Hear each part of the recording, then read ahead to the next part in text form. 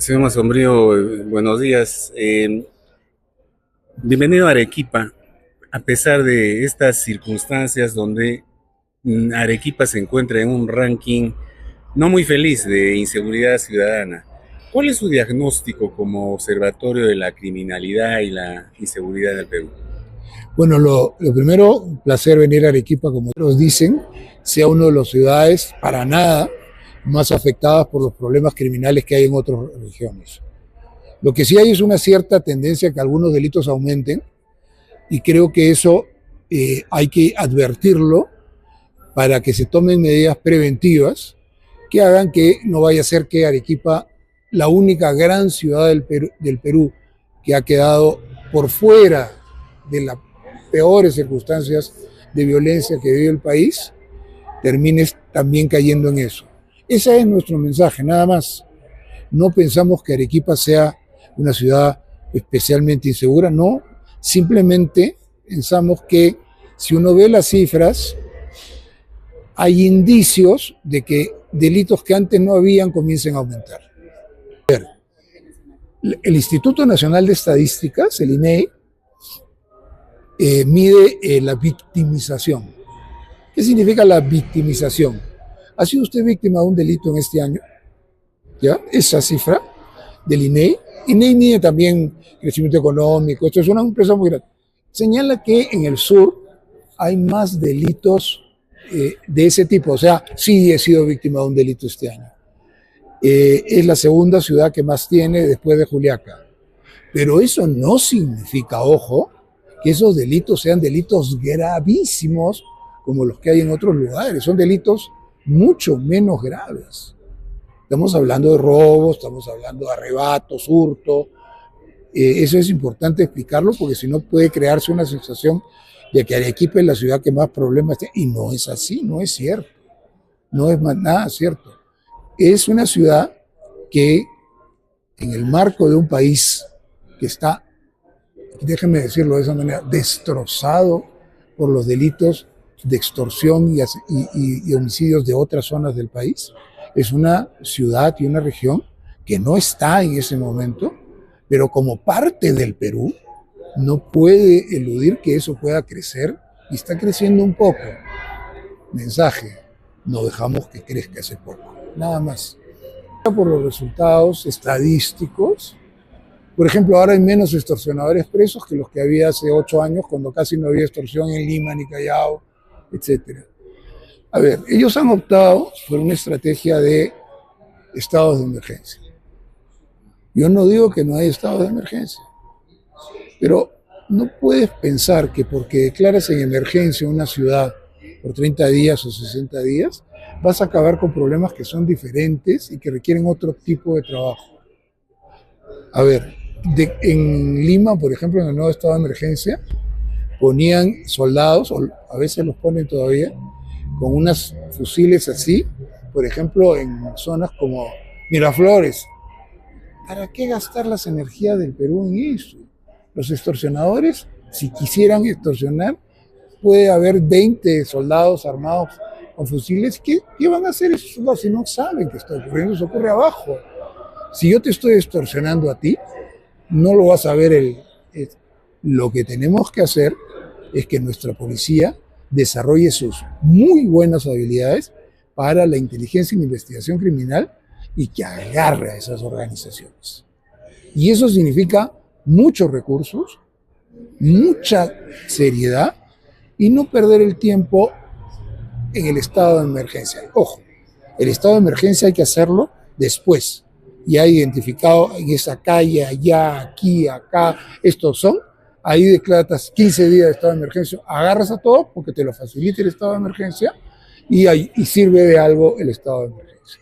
Eh, si usted estuviera en la cartera del Interior, como ya estuvo anteriormente, ¿cuáles serían las tres medidas, digamos, radicales que podría sugerir o que podría implantar para de alguna forma paliar esta ola increciendo de la criminalidad? Habida cuenta, señor Sombrío, de que se viene una época electoral muy cruda y la inestabilidad política, social, económica va a ser tal vez inmanejable.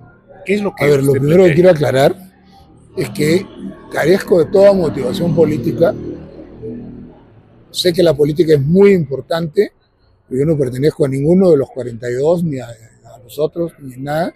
No voy a volver nunca más al Ministerio del Interior. Yo cumplí un ciclo. Mi rol, el que yo quiero tener, es el de investigador y tratar de aportar con información, con sugerencias, etc. Dicho lo cual, a quien se haga cargo, yo le sugeriría al siguiente gobierno que define una política clara, que mantenga el cargo a los ministros, no estén como en este gobierno, cambias ministros cada semana, cada mes. Creo que van para los, entre Castillo y ella, creo que van para los 17 ministros del Interior. Que el Ministerio del Interior tenga una vocación clara, la policía, a través de la policía, de coordinar con la Fiscalía, con el Poder Judicial y con el INPE. No estamos en guerra entre ellos, como todos los días parece.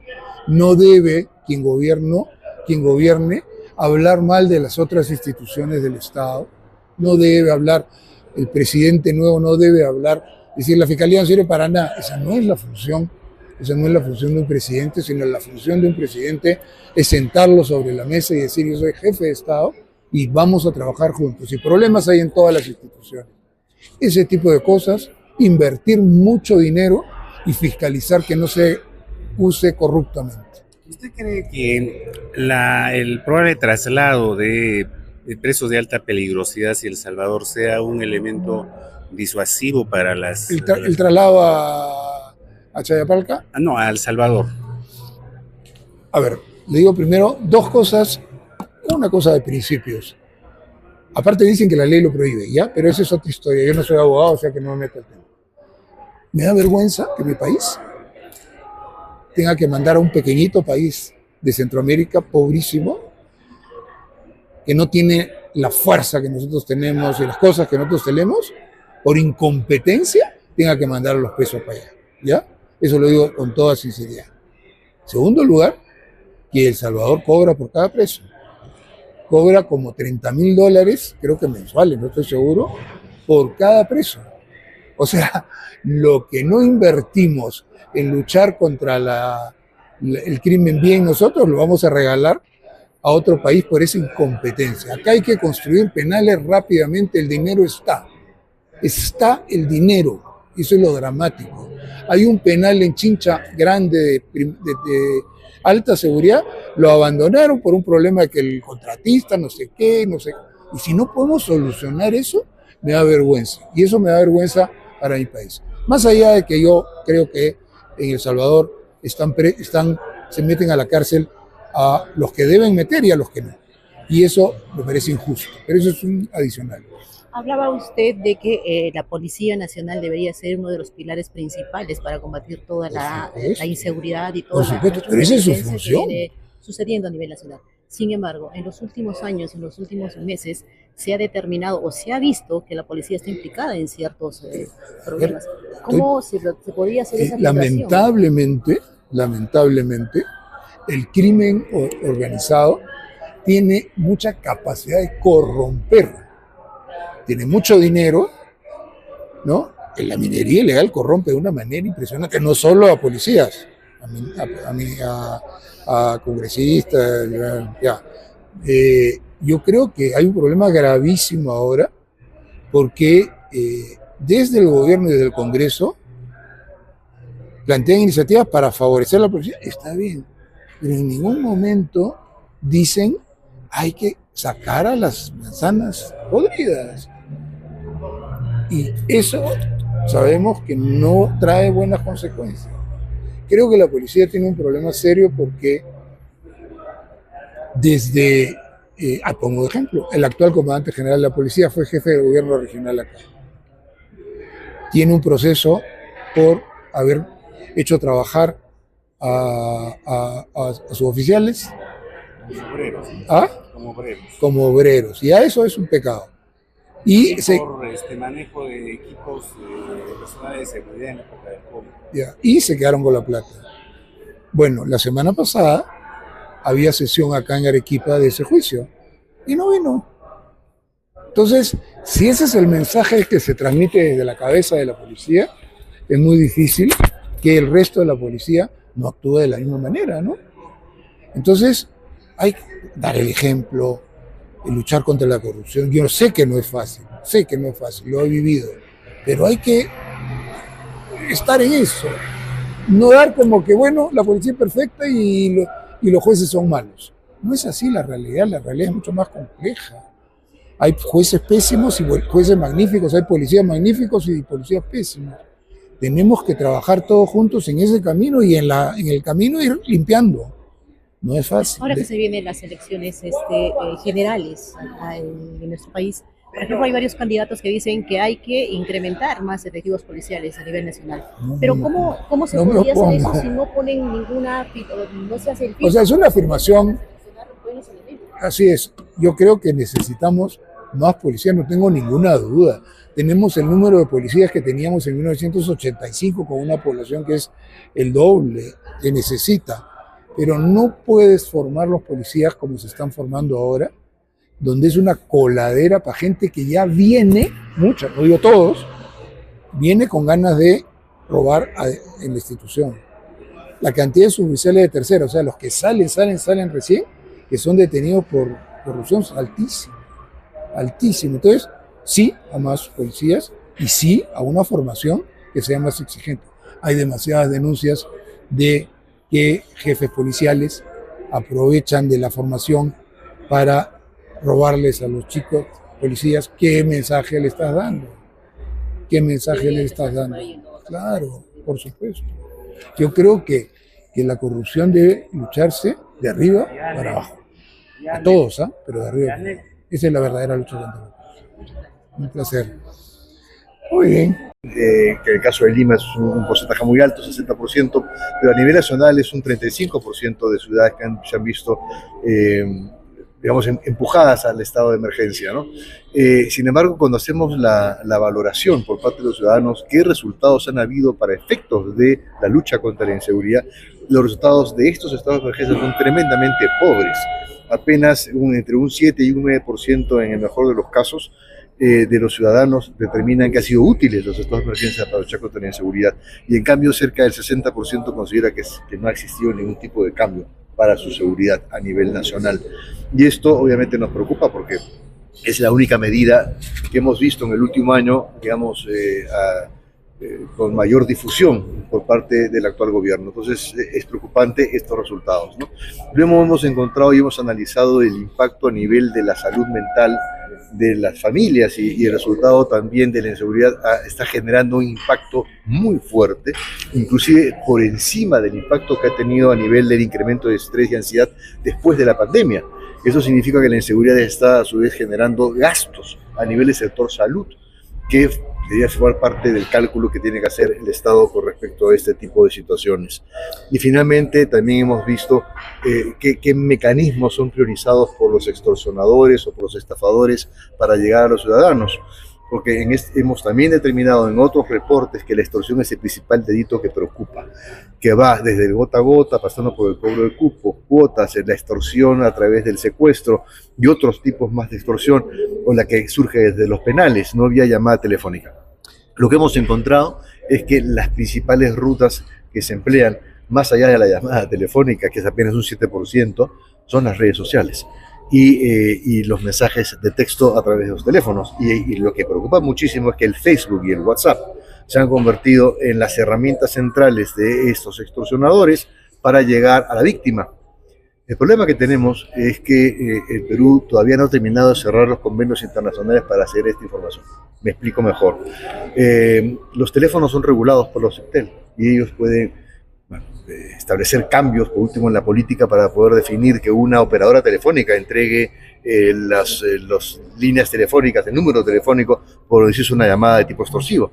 Pero eso no ocurre con los WhatsApp o con los Facebook, porque eso depende de Meta, que está en Estados Unidos. Señor Valdés, comparativamente hablando entre lo que sucede entre Arequipa y algunas ciudades del norte, ¿habría la tendencia de que en Arequipa se puedan superar esos índices? Más Bueno, que ya Trujillo. hemos encontrado que a nivel, comparando, por ejemplo, la región La Libertad y la región Arequipa, hemos encontrado que la región Arequipa supera a nivel de estafas y de robos a la región La Libertad. Pero en otros rubros que se refieren básicamente a la extorsión, donde comparando ya la ciudad de Trujillo con la ciudad de Arequipa, lo que hemos encontrado es que la extorsión, donde Trujillo era superior a Arequipa, desde hace 1 año y medio, Arequipa viene superando a Trujillo en los niveles de extorsión. Y a nivel de homicidios, ahí Trujillo sigue teniendo mayor cantidad de homicidios que Trujillo, pero sin embargo Arequipa viene incrementando también sus cifras en ese sentido. Entonces, comparativamente hablando, esto lo hemos hecho porque consideramos de que tenemos que tener una estrategia focalizada por provincias, por distritos, porque la delincuencia no opera por igual en todas las zonas del país. De nada sirve que tengamos una sola estrategia, sino hay que focalizar bien para ver cómo es que se expresa la criminalidad en cada una de las regiones. Y por otra parte, cada uno de los delitos también requiere una estrategia separada, es distinto, no se puede combatir la extorsión con estados de emergencia, por ejemplo, ¿no? Sino se combate la extorsión con reuniones de coordinación entre las entidades financieras para donde llega el dinero como consecuencia de la extorsión, o estas entidades, las redes sociales o las operadoras telefónicas, que son las que deben intervenir en la prevención. Entonces, ese es el tema. ¿Cuáles serían sus 3 principales recomendaciones que podría hacer para de alguna forma reprimir? Porque entiéndase de que se viene el proceso electoral y tal vez sea mucho más bravo que la actualidad. Interesante esa pregunta porque ya nos las han hecho en otras oportunidades, es decir, la preocupación del futuro. Es decir, lo que vemos nosotros es que las estrategias actualmente no están dando resultado. Les voy a poner un ejemplo muy concreto. Las economías ilegales en el Perú están moviendo mucho más dinero, en concreto cerca de 13.000 millones de dólares por año. Me refiero a la minería ilegal, al narcotráfico, a la trata de personas, al tráfico de terrenos, a la extorsión, sumando las economías ilícitas. Son, como consecuencia de la disparada de la minería ilegal, estamos en el orden de los 13.000 millones de dólares. Eso supera los presupuestos del Ministerio del Interior, Policía, Ministerio Público, Ministerio de Defensa, Poder Judicial. Todos juntos no llegan ni a 8.000 millones de dólares. Entonces ahí tenemos un problema. Por lo tanto, ese es el principal tema que debe considerarse para efectos de generar una política a futuro de cómo debemos luchar contra la inseguridad, ¿no? Hay otros temas más que tienen que hacer ya con los temas más concretos. ¿Cuáles son los principales delitos o crímenes en esto que afectan a la seguridad ciudadana? Entonces, y la extorsión no se puede combatir si no se hace un uso inteligente de la información. Por ejemplo, la extorsión, solamente en los últimos 3 años hay 70.000 denuncias.